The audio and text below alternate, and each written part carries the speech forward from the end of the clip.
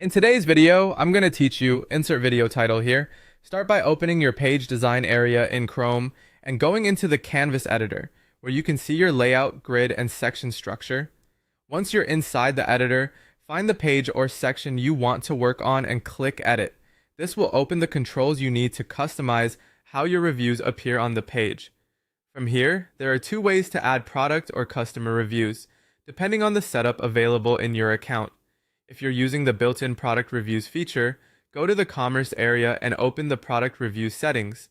Inside that section, look for the option that controls whether reviews are active and switch it to enabled. This turns on the review system so it can be used with your store. After that, make sure the review settings are connected directly to your active store products. In other words, the review feature should be linked to the product listings and item layouts already being used in your store. This is important because it allows reviews to display with the correct inventory items instead of sitting separately on the page.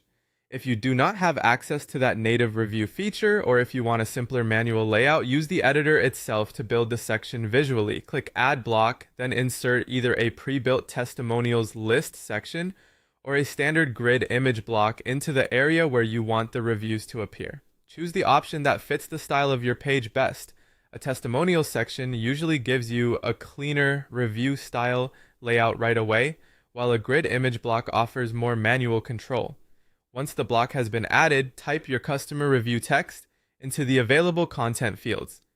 Add the reviewer's name in the source or metadata text area, and upload a profile image or avatar if you want the review cards to feel more personal and polished.